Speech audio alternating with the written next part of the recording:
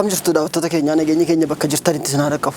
Kun oduu torbaniiti. Oduun torbanii keenya kan torban kanaaf qabannee dhiyaanne torban kana oduulee jajjaboo akka biyyaattis akka biyya keessaaf biyya alaatti jiran kan isin biraan geenyudha. Isaan keessaa funaanneeti kanarra isin biraan geenyu oduulee jajjaboo keenya har'aa gaa akkuma dur nama lamaan ture har'a bifa haaraa ta'eetiin nama tokko tokkoon eegallee jirra. Egaa aga xumuraatti na waliin turaa kanan jedhu ani Geetoo Lamaayooti.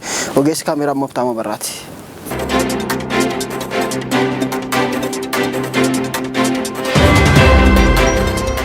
Egaa dursarratti oduu ijoo torbanii kan jedhame keessaa kan jalqabate irreechi fuula keenya dura dhufaa jiru akka lakkoofsa biyya Awurooppaatti bara 2025 onkoloolessa 4 fi 5 kan kabajamu akka gumiin abbootii gadaa jedhanitti irreechi baranaa onkoloolessa 4 hora Finfinnee onkoloolessa 5 hora Bishooftoo akka ta'e miidiyaaleef laatanii jiru. Akkuma abbootiin gadaa kun jedhaniin irreechi ayyaana ulfoommanni Oromoo haala addaan ayyaaneffatu kan jedhan abbootiin gadaa egaa lammiileen Oromoo biyya keessaaf biyya alaa kana Finfinnee fi kan Bishooftoo irratti hirmaattanii eenyummaa aadaa keessan duudhaa keessan kan ittiin mul'istanidha jedhanii akkuma beekamu yeroo irreechaa kana wantoota adda addaatti kan mul'atu dhimmoota uffatni aadaa godinaalee Oromiyaa hundi bakka tokkotti wal ga'anii calaqqisu eenyummaa ibsu sirboonni godinaalee Oromiyaa adda addaa keessa jira illee yeroo sanadha kan dhaga'aman irra caalaa jaallattoonni akkasumas immoo namootni ayyaana kana kabajan biyya alaas biyya keessaas kan Oromoo hin ta'in warra adii irraa kaasee gosa biraarraa hundumtu bakka tokkotti wal ga'ee kan waliin kabajatudha tokkummaaf jaalalaan. Egaa irreecha dhufaa jiru kanarratti nagaaf jaalalaan akka dabarsamuuf asumaan gama keenyaan hawwina nuti illee daawwattoota keenya.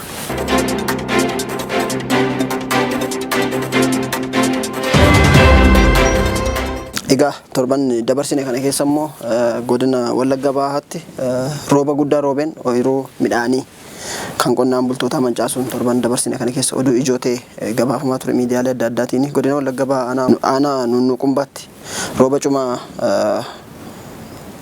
cabbii makatee roobeen sigiga lafaa uumee fi lolaadhaan manni miidhaa guddaa akka geessise torban kana keessa koomishiniin aanichaa beeksisee ture. Rooba cabbii fi lolaan wal makatee roobeen ganda naga hawwii lafti sigigaachuun lafaa fi manni qonnaan bultoota qabeenyaan keessattuu kan nama tokko qabeenyaa isa guutummaa guututti akka badeedha. Sigiga lafaa sanaan waliin liqinfameera keessattuu immoo akkasuma immoo godinaalee kanneen akka hawwii beekumsaa kortuu lagoo fi ganda waamaa adaree qarqara laga ruuskii jedhamee bitaa fi mirgaan jiruun midhaan qonnaan bulaa guutummaan guututti manca'uudha kan gabaafame. Miidhaan qaqqabes boqqolloo, ocholoonii, mishingaa, xaafii fi baaqelaa tarii waliigala lafa hektaara 269 irratti midhaan gosa adda addaa faca'ee jiru. Tilmaamaan callaa kuntaala 95,116 gara qarshiitti yoo tilmaamamu ammoo naannoo kitila 47 fi 500 olitti shallagamu guutummaan guututti manca'uu isaatti kan torban kana keessa dhaga'ame. Rooba gannaa kanaan roobeen Oromiyaa kutaalee adda addaa keessatti illee akkuma kana dura isinii gabaasaa turre Naqamtee faatti bakkoota adda addaatti mudachaa jira. Keessattuu immoo gara Finfinnee kanallee waan akkanaa sigigni lafaa kun dhufaa jira. Isinii jenna daawwattoota keenya egaa bokkaan garagaluu ga'ee jira waan ta'eef hundumti keenya of eeggannoo gochuu qabna. Keessattuu daa'imman gadhiisuun nurra hin jiraatu yeroo bokkaan kun roobutti.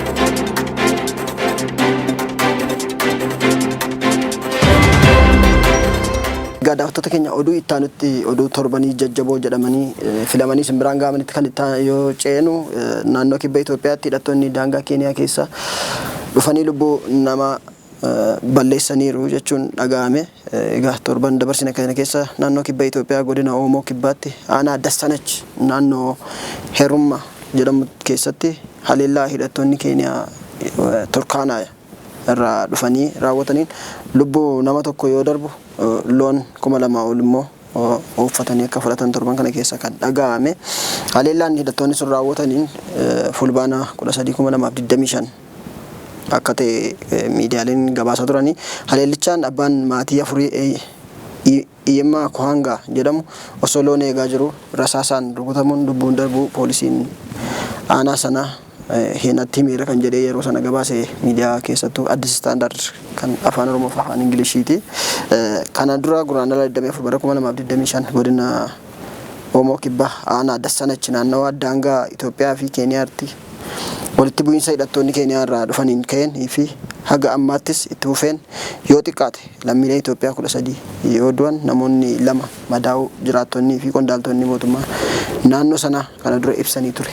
Daawwattoota keenya haaluma kanaan naannawaa daangaa Itoophiyaa fi Keeniyaatti ganda Kukuruk jedhamtu keessatti walitti bu'iinsi bitootessa 22/2025 mudatee lammiilee Itoophiyaa 4 yoo ajjeefaman 3 ammoo madaa'uu jiraattonnii fi akkuma kana dura jenne qondaaltonni naannoo sana dubbatanii turan daawwattoota keenya.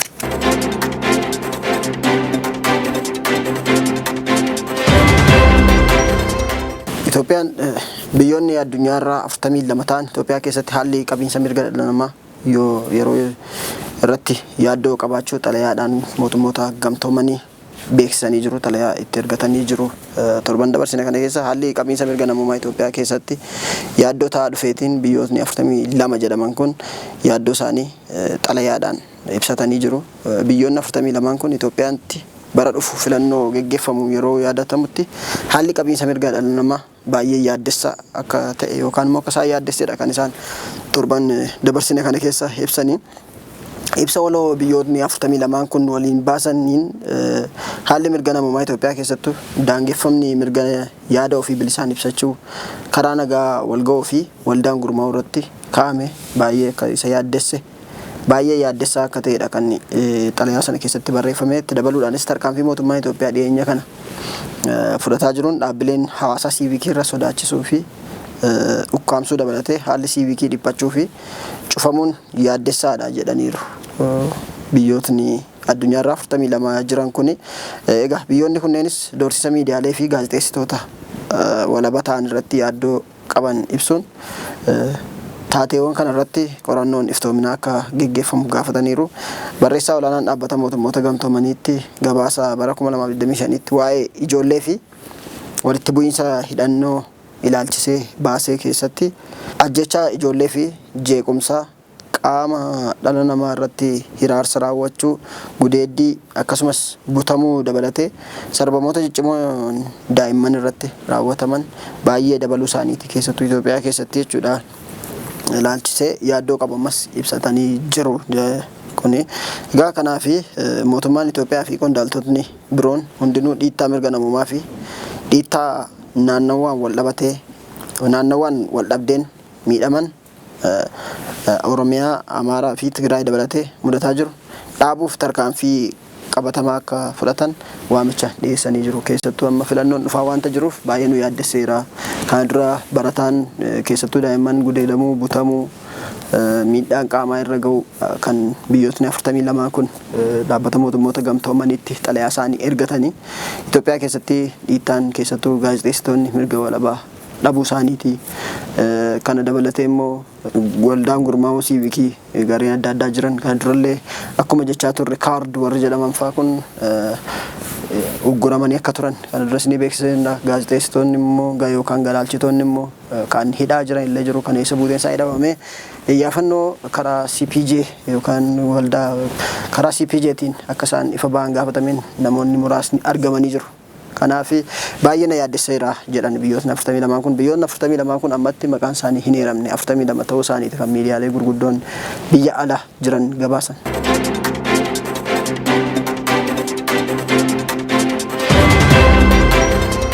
Oduma torbanii kan wal fakkaataa ta'eetiin manneen barnootaa Itoophiyaa bakkoota adda addaatti miidhaan saalaa fi dhiittaan mirga namummaa barattootarra keessattuu barattoota dubaaraarra gahaa jiraachuu koomishiniin mirgoota namummaa beeksiseera.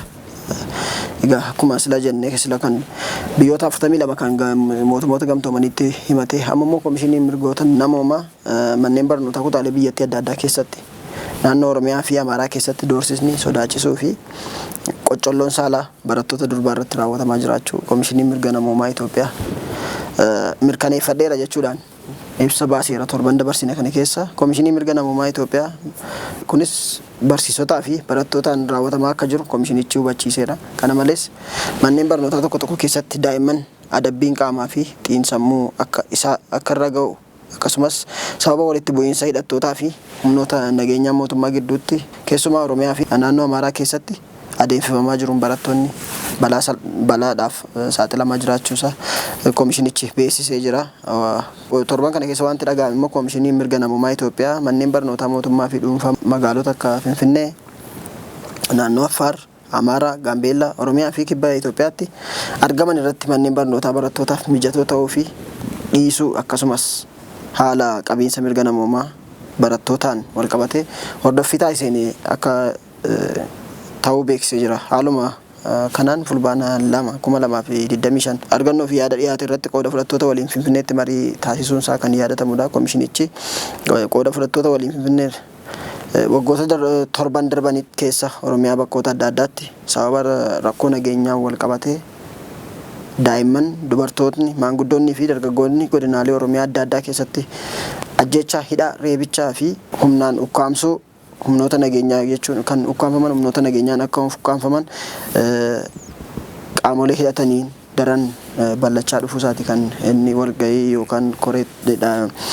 taa'ee mari'ateen walitti dhufee mari'ateen kan mirkaneesse. Koomishinii mirga dhaabbata mirgoota namummaa mootummoota gamtoomanii fi jaarmiyaalee mirga dhala namaa baabsan kanneen akka Human Rights Watch, Amnesty International, CPG fi dhaabbileen biroon irra deddeebiin ibsaa turuu isaaniillee akkuma yaadatamudha. Nus oduu keenya idileedhaan isin biraan gahaa turre daawwattoota keenya.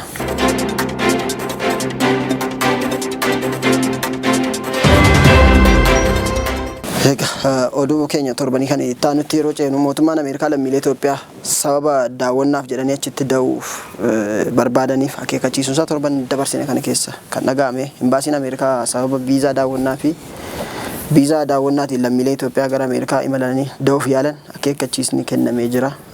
Akeekkachiisni sun akka jedhutti warri viizaa daawwannaa qaban hunduu kaayyoo dhugaa fi gara USA akka imalan akkasumas maallaqa mootummaan kunuunsa fayyaa isaaniif akka fayyadan ibsan akkasumas maallaqa mootummaan kunuunsa fayyaa isaaniif akka fayyadan ibsan. Kana imbaasiinchi ibsi kun irra caalaan kaffaltoota gibiraa Ameerikaa irratti kan darbu yoo ta'u kunis lammiilee fi baasii guddaa akka fidu ibsamee jira. Lammiileen haala kanaan gara biyyaatti galan gara fuulduraatti haaromsa viizaa Ameerikaa yeroo gaafatan fudhatama argachuu fi dhiisuu akka danda'anis asumaan hubachiisee jira.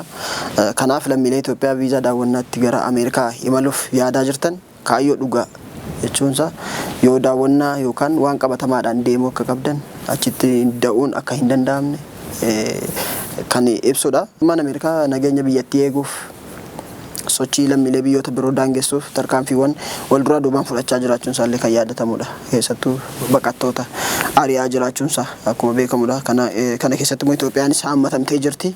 Kanaaf jijjiirama heera haaraa biyyattiin baaste kana keessatti seera haaraa ministeera dhimma alaa Ameerikaa fulbaana 2025 irraa eegalee hojiirra oolchuu kan jiru yoo ta'u iyyanni viizaa yeroo gabaabaa biyya iyyatan lammummaa isaa keessatti akka dhiyaatu kan gaafatu ta'a.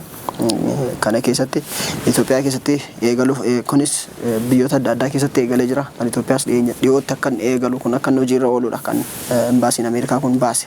Kanaaf akkuma jedhe warri kana keessatti hammatamanii jiranii lammiilee Maalaawii fi Zaambiyaa qofa irratti raawwatu isaa kan ta'u seerri haaraan amma beekuun guutummaa guutuutti baatii dhufu. Baatii nama keessa jirru fulbaana onkoloolessa keessa akka jalqabudha kan biyyoota Afrikaa hedduutti akka hojiirra oolu gabaafamee jira.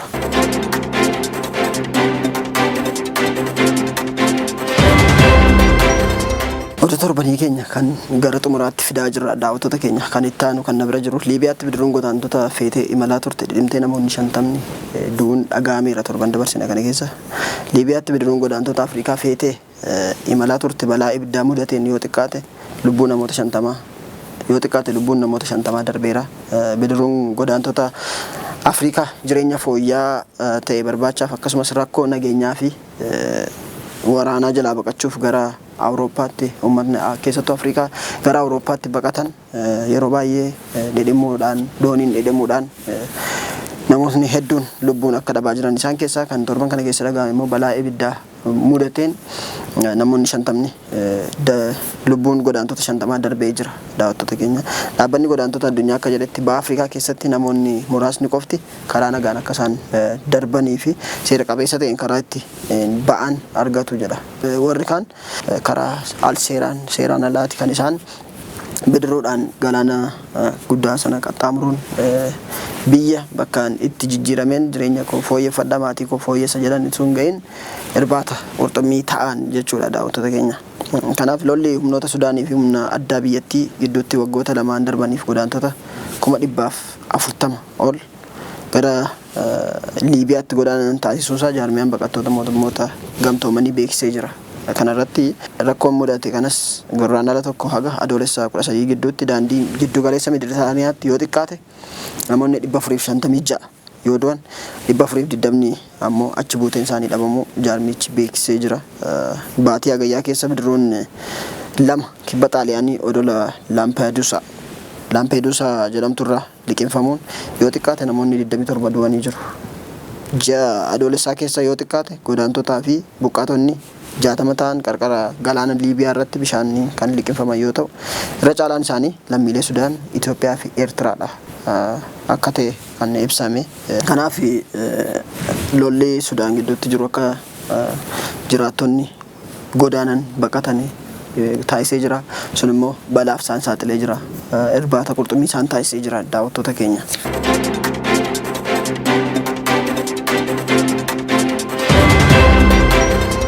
Egaa oduu jabduu kan xumuraa kan na bira jirtu Raashiyaan bu'uuraalee misoomaa Yuukireen haleeluu torban dabarsine kana keessa beeksisteetti nullee simbiraan geenyerra oduu idilee keenyaatiin haleellaa Raashiyaan Yuukireen irratti raawwattee yoo xiqqaate namoonni 3 du'uu fi 54 madaa'uu dhaabbanni baabura mootummaa biyyattii gabaasee ture keessattuu beeksisee ture.